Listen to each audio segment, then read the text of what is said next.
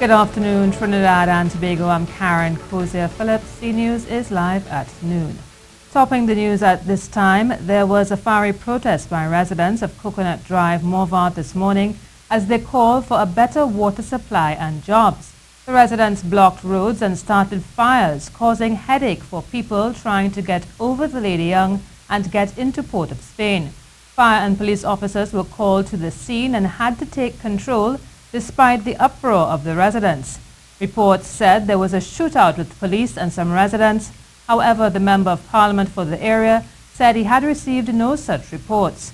There was also a protest on the Eastern Main Road in the vicinity of Angostura, as residents had the same concerns. That as well contributed to the traffic heading into the capital.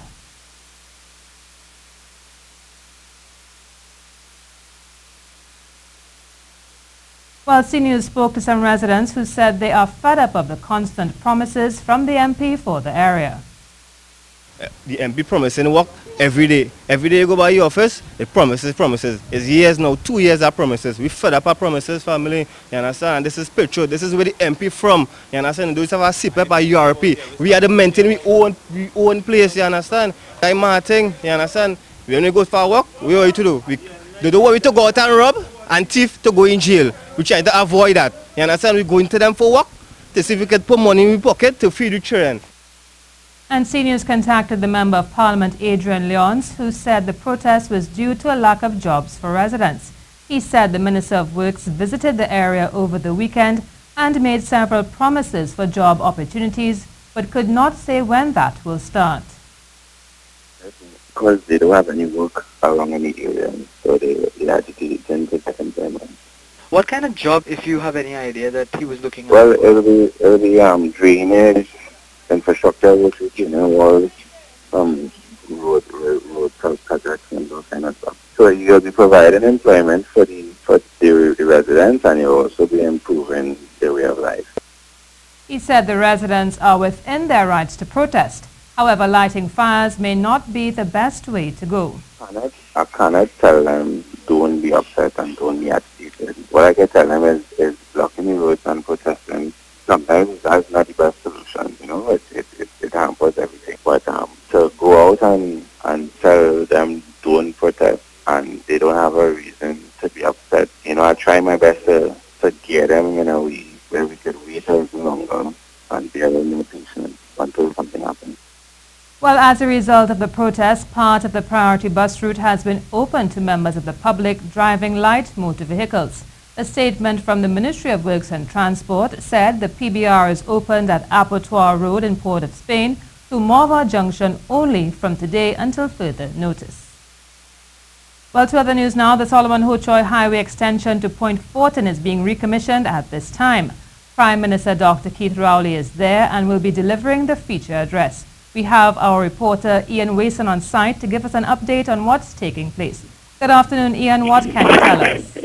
Hi, good afternoon, Karen. Currently, the Prime Minister is giving the feature address as we speak. Now, he prefaced his address by stating that there's a reason why he would have the second concerning to this particular project, and he said that it is the fundamental shift in the behavior of the government of Trinidad and Tobago, and of course he would go into some of the problems that the past government had with this same project. Dr. Rowley also touched on the Barnaya Stadium. Remember with the when people were saying that they did not want one of these stands named after Indian batting legend Sachin Tendulkar, where Rowley said that having Tendulkar involved in the Barnaya Stadium, of course, will open up sports tourism because of the name that Tendulkar carries. So that would bring a huge Indian cricket market into Trinidad. So he said there's a lot of sports tourism that Trinidad and Tobago can enjoy. And earlier, the MIDCO chairman, Herbert George, he gave the opening address and he said that the government did not at this point in time. And of course, we'll talk to you a little bit later and have more of that story in our subsequent newscast. This is a CNews Live report at noon. Remember, you can keep up to date with all the latest news on our website at ctvtt.com, or you can check out our Facebook and Twitter pages at CNews Live.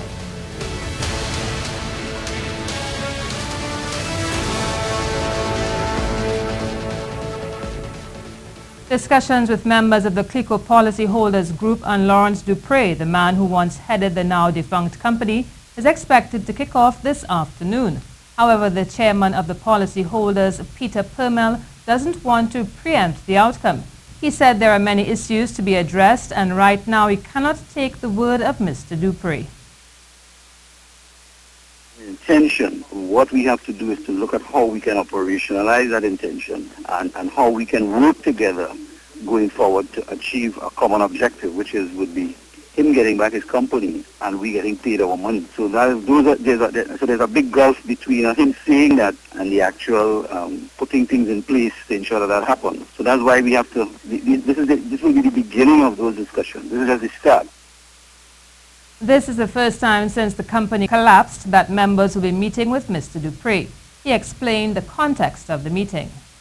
They fully shut the door in our faces in terms of the balance of money that is contractually due to us from CLICO. And the reasons that they have given for that is that, one, it's telling us that we sold our rights when in truth and in fact we assigned our rights to the government. And two, the other reason is that they said that the People's Partnership Government signed some agreement with CLICO, or the government, the central bank appointed directors of CLICO, not to pay us any more money in terms of the contractual obligations that we are due. So on both counts, we totally disagree with that. That makes no sense what they're telling us there. A bit of crime news now. Police are investigating a suspected murder in Moruga. Reports say at around 8 a.m. the body of a man was found in the back seat of a car along Bacon Trace, St. Mary's. CNews understands the body was covered in blood. Police are yet to make a positive identification. And the murder detection rate is 18% as of yesterday, but for the month of January it was lower. According to the Ministry of National Security, there were 54 murders for the first 30 days of the year, and only 7 or 13.5% were solved. Work together with the Tobago Police Service to increase the number of crime scene investigators, to expose them to a number of training institutions, both locally and abroad. Additionally, the Commissioner of Police has in fact taken particular interest in the detection. You'll also recognize that part of the strategic pillar is in fact detection. And so we are working together with the Tobago Police Service to improve the detection rate as quickly and as fast as possible.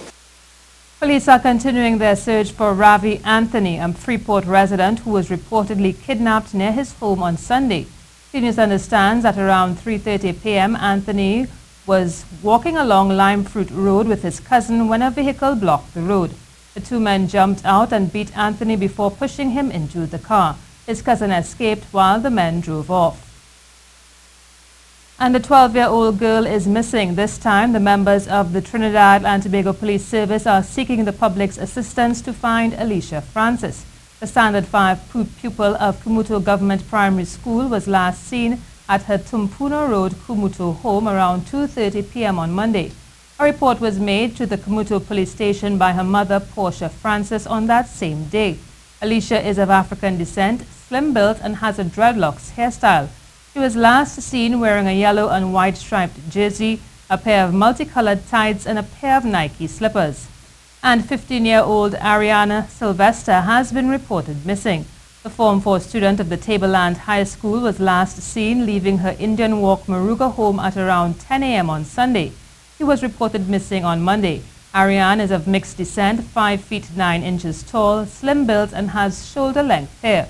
He was last seen wearing a blue short pants and a patterned top. Anyone with information is asked to call any police station. The variation of appropriation bill has been passed in the Senate. The bill seeks to review the 2017 budget to reallocate funding to various ministries. In winding up debate early this morning, the Minister of Finance again explained the government is simply moving money around various ministries to pay bills. He said the last government racked up hundreds of millions of dollars in bills. And eventually these bills are going to catch up with you, because you can't keep staving off your creditors and telling them those are bills incurred by a former government and we're not going to pay them. It's the same thing with Huawei. the money that we're providing in this variation of appropriation is to pay for a $500 million contract entered into by the last government. Minister Imbert said government cannot sit back and allow the bills to go unpaid. When you go through this variation of appropriation, many of these things are bills that are catching up with us. We have to pay them. We have to pay the principal and the interest on the loans for the Housing Development Corporation, taken out by the UNC government and spent by the UNC government before we even reach here.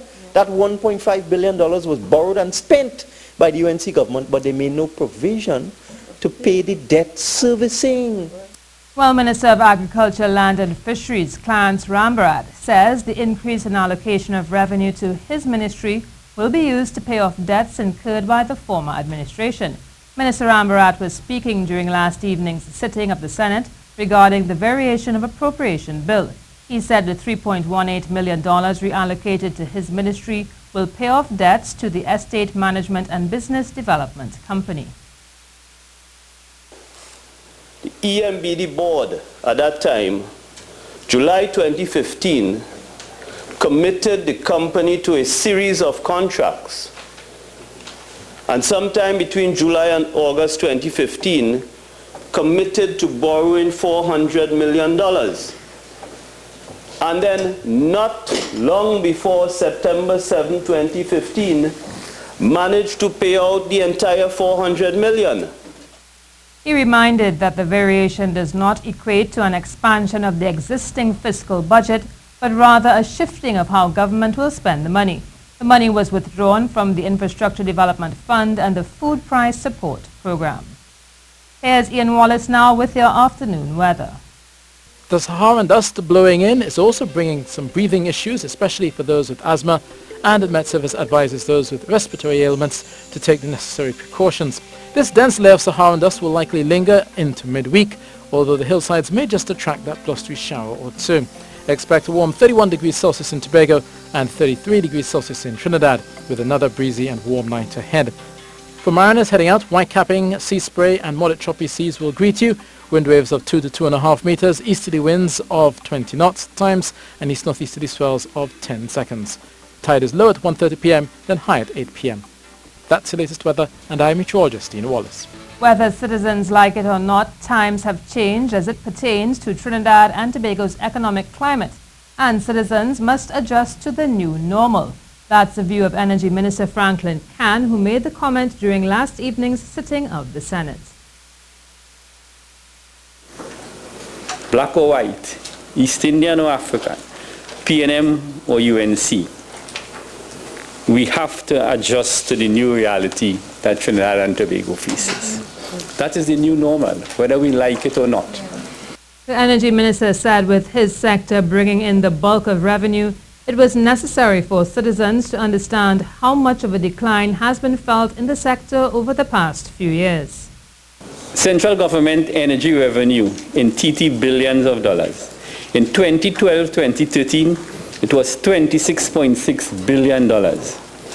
In 2013-2014, it was $28.11 billion. In 2014-2015, it was $18.6 billion. In 2015-2016, it dropped to a mere $6.5 billion.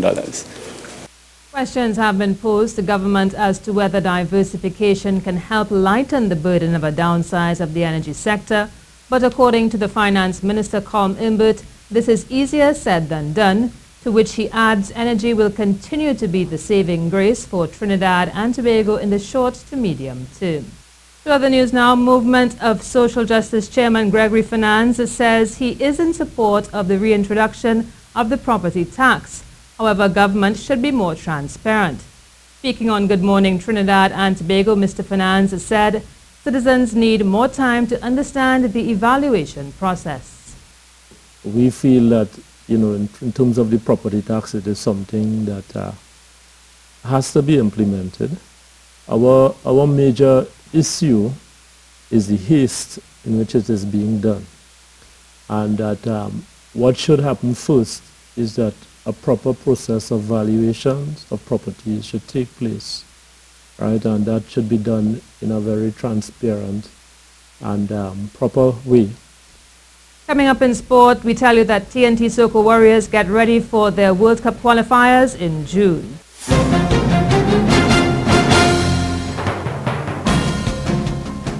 We start with news of football. Well, all systems are go now that Trinidad and Tobago's head coach Dennis Lawrence has finalized his plans for an extended training camp in Colorado beginning on May 23rd in preparation for this country's 2018 World Cup qualifier against the United States on June 8th. Lawrence spent 2 days in Colorado last week, during which time he conducted site visits on potential training facilities and hotels before finally deciding on Prentup Field in Colorado, which will be the team's training base, where they will also play up to 2 closed-door training matches as part of their acclimatization to altitude ahead of the USA clash. The overseas-based players will join the home-based Stars in Colorado on June 4th. Prentup Field is a 160,000 square foot facility that contains a 120 by 75 yard natural grass game field along with a practice area and is located on the east campus of the University of Colorado at Boulder. Now back home, Lawrence is set to conduct training sessions from this Thursday with some of the home-based players who are part of a provisional selection. Well, another year, but there's a sameness to the Caribbean Football Union Club Championship, which could see a third straight All-Trinidad and Tobago final on the 21st of May after TT Pro League clubs the San Juan Jablote and Central FC made winning starts to the finals. Jablote defeated Haiti's Racing FC 2-0 in the first game of the opening doubleheader at the Hazley Crawford Stadium to top Group B, while holders the Central FC shook off an early deficit to dispatch Antigua and Barbuda's Grenades FC 3-1 to lead Group A. Ruskin Mark has the details. It came very much against the run of play as Central were just beginning to churn the wheels when this ball ping-ponged in the area and the cross caused the defender to slip, where Tevon Harriet applied the finishing touch for 1-0 in the 6th minute. But Central will respond in style when the initial ball is too strong and the Grenades look to be off the hook. But the Englishman Lloyd Bannister would return fire from the other wing, and this time Jason Macano was on spot with the screamer that flew past Jamaican goalkeeper Michael Barrett for 1-1 in the 38th. The other deep cross would land beyond the far post where it was controlled well and teed up for this beauty. Carlos Edwards rolling back the years with this rocket that flew past the keeper for 2-1 now Central as they went to break. In the second half, the defending champs went for the jugular, and after a patient build-up, Nathaniel Garcia found some time and space on top of the box, and he let fly another screamer that only stopped when it crashed into the back of the net. 3-1 now Central in the 85th. The Sharks would see this one out with few alarms and climb atop the Group A standings with a 3-1 win over the Grenades of Antigua. Earlier, San Juan Jablote set the ball rolling against Haiti's Racing FC and came close to scoring almost from the kickoff. But the starboard goal from Keith Simpson was straight at the keeper, a big let-off for the visitors. Then Jablote would consider themselves very unlucky not to have been awarded a penalty here with so much contact in the box, as it remained goalless until the interval. But in the second half, Keith Jeffrey's adjustments worked, as Nathaniel Lewis took the responsibility to get the goal, and when it came, it was a beauty that had a little curl in it for 1-0 now in the 50th. 1 soon became 2 as Jablote poured forward in search of an insurance item, and it came when Simpson's dangerous cross aimed at Kadeem Corbin was intercepted by the defender Joseph Mitchelson, and it ended up in the back of his own net, 2-0 in the 74th.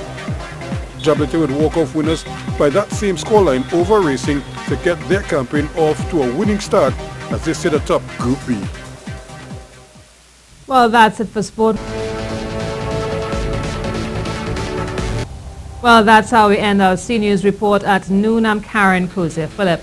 Remember, for up-to-date and breaking news throughout the day, you can check the CNews website at ctvtt.com.